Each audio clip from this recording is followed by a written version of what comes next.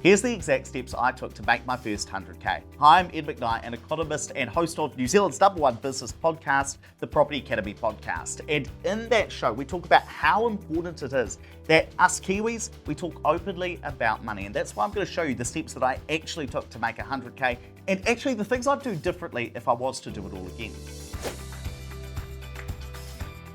When you're just starting out, everything's about income. You want to get your salary up so that you've got more cash available to invest. Now, when I just came out of uni, I earned $42,000 a year and I was working for a not-for-profit organisation. And I would work really hard, late nights, weekends, late Friday nights, whatever I needed to demonstrate value to my boss, to try and show that I was worth more money and I was actually providing value to the organisation. By the end of the year, I was earning $44,000. Not a massive jump, not a massive salary. And what I realized was I probably needed to leave the not-for-profit organization and work for a for-profit business because businesses pay more money. So I switched jobs and that's where I got a boost to 55K.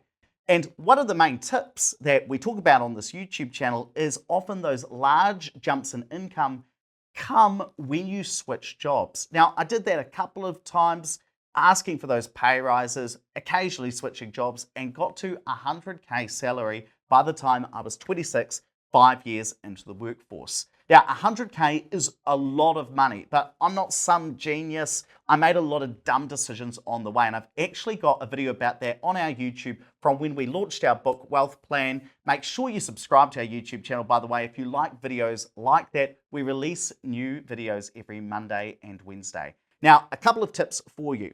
One is, if you want to get your salary up, you've got to use the earn, baby, earn strategy, which is what we talk about in our book. So things like consistently asking your bosses for pay rises if you feel like you are worth it and that you're demonstrating value. And also that those large increases in income often come when you switch jobs. But it's not enough to just earn a good salary, you've also got to do something with it.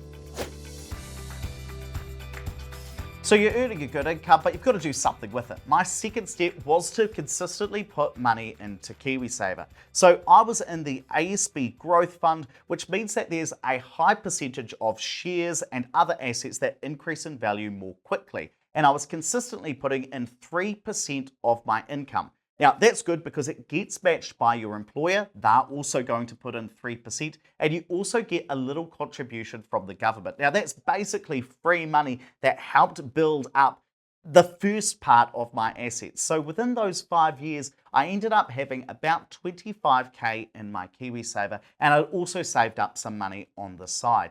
Now, I should mention that if I was a lot smarter, I probably could have grown that KiwiSaver and my savings much more quickly if I hadn't have been spending as much of my salary. So even if you didn't earn the amount of money that I was earning, you could probably do much better than I was doing because I just made dumb decisions.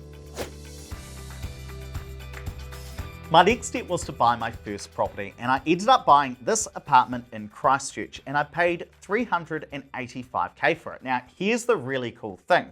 When I got that property valued, before I even bought it, I saw that it was actually worth $430K, which means that there was 45 grand worth of instant equity. Now, this is just a property term where you buy a property, but it's actually worth more than what you paid for it, which means that you're actually making money by buying the property. And I remember being about to sign the contract and thinking, if I buy this property, I'm going to make more money by signing the contract than I did in 5 years saving up and putting money into my KiwiSaver. So when I purchased this, I was able to rip out my KiwiSaver, put in my savings, and together with that instant equity, I would have 82.5K within the property. So getting pretty close to the first 100K. A couple of things I do want to mention. First of all, this is probably not the sort of property I'd recommend to a first home buyer today. And the reason is that it's an apartment. It's a yield property. So while it will get a decent rental return, it's not going to grow in value as quickly, especially not compared to a townhouse or a standalone house. The other thing to mention is I have turned this into a rental property. So I had to move down from Auckland to Christchurch so that I could take out my KiwiSaver legitimately and purchase this as my first home before I turned it into a rental. Now, 82.5K is pretty cool, but it's not the 100K. So how did I get to my first 100? By the time I'd moved out of this property, I managed to look at what it was worth. It had gone up in value by about 10K, and I'd also paid off some of the mortgage. And that's how that last 17.5K, that was relatively easy, because by the end of it, I had 100K worth of equity in the property. And this demonstrates one of the key principles of building wealth. The first part is really hard. Getting that 25K in KiwiSaver, making those savings, getting my salary up. That took me 5 years and was a lot of late nights, a lot of working really, really hard. Signing the contract, getting this property, hey, that was a wee bit easier, and that's where I was able to grow my wealth really, really quickly, actually. And the last 17.5K, that was pretty easy too. It only took about 6 months. But that wasn't possible unless I went through the 5 years of really hard stuff, building up the KiwiSaver, trying to get your salary up, even though I made some mistakes on the way. And often what you see when you're growing your wealth is the start is hard, then it gets easier. The second 100K I made was again through this property, and it was just from it increasing in value. And then over time, it's become easier and easier, and I've been able to invest in more new build properties to grow my portfolio and grow my wealth. But do you know what? If I was to go back and turn back time, I'd probably do things a little bit differently. So if I could jump in a time machine and turn back time, what would I do differently? The first thing is I would not be as much of an idiot with my money. So when I was starting in my career, I had a lot of what we call bubblegum debts. I had credit card debt, personal loans, and I was occasionally buying stuff that I didn't really need. Toys like iPads and those kinds of things. So while I wasn't spending up big at the bars, shouting lots of rounds at drinks, I still was a bit of an idiot with money, and it took time to pay off that debt. And we've got more about that in that YouTube video I mentioned before. The link is down in the description.